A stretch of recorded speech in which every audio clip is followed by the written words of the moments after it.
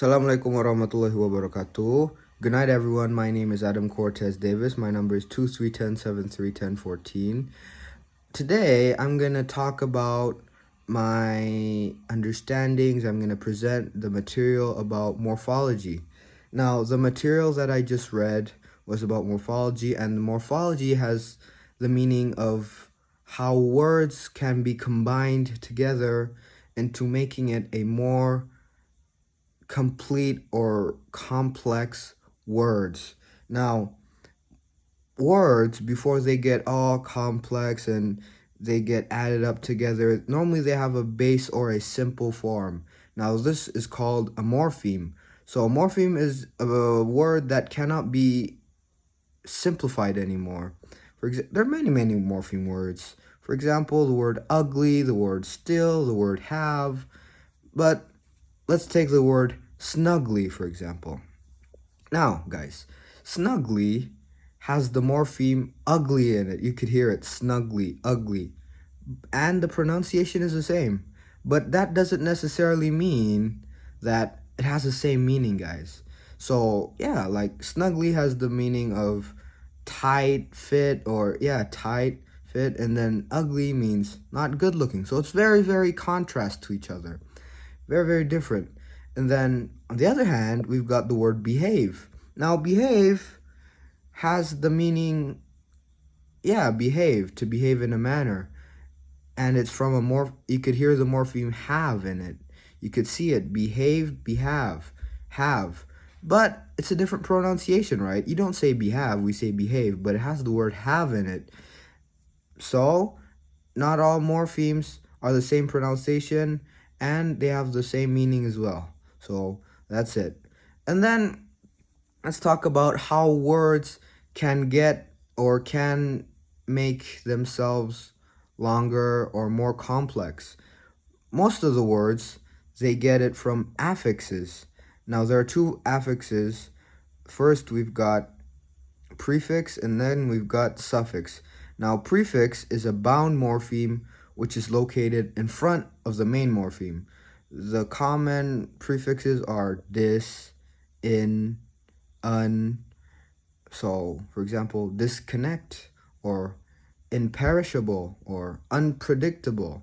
And then we've got suffixes, which are bound morphemes, which are located in the back of the main morphemes. The famous ones are able, and then we could add ed to it, which means past tense, or we could use ing, which means progressive, or we could use s, we could add an s in the back, which means plural. There are many more. So, for example, let's say the word unstoppable. Now, the main morpheme here is stop. Now, we've got the prefix of un and the suffix of able. So, guys, after that's sorted out, let's talk about content and functional morphemes. Now, content and functional morphemes are two different things. Content morphemes have the meaning of these morphemes, they contain meaning or words. The words contain meaning. So, for example, let's say the word unshakable. Now, the word unshakable has three morphemes. Unshakable. So the prefix is un. Now, un itself has the meaning of not or no or not be able to. And then shake has the meaning of vibrate. And then last, the morpheme able has the meaning of ability. So all three of these words have meaning in them, which means all three of these morphemes are content morphemes. So unshakable means not be able to vibrate or shake. Does not have the ability to vibrate or shake. So content morphemes. Pretty clear. And then next we've got functional morphemes. Functional morphemes are kind of the other hand. So they don't really contain a meaning, but they are very important for grammatical sentences and to the establishment between relationships between words. So those are very important as well Just because they don't contain meaning, that doesn't mean you don't use them. For example, let's say the sentence, the wombats of Australia. Now, let's be honest. The wombats of Australia. The word the in that sentence doesn't really contain a meaning to the whole thing, but it is very important. So that's why it's a functional morpheme. Hence, wombats are content morpheme because wombats are an animal, and then the suffix s is a content morpheme as well because it indicates that they are plural. And then of doesn't really have a meaning as well, but it's very important for grammatical usage. So they're functional morphemes. And then Australia, yes, Australia, of course, is a content morpheme because it is a country or continent, you might say.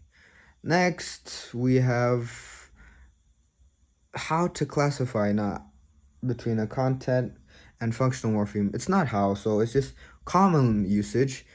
Most of the times, if they're a noun or if they're a verb or if they're an adjective, they're probably most likely to be a content morpheme. But if they're like a pronoun or an article word or auxiliary, yeah, they might be functional morphemes. But you might want to check it out again because you got to check it. If it has a meaning to the word, contains meaning, it's content morpheme. But if it's not, it's there for grammatical usage, that's functional morpheme. All right, guys, I think that's it for my presentation and about my understandings about the material morphology. Thanks a lot. Bye-bye. See you next time.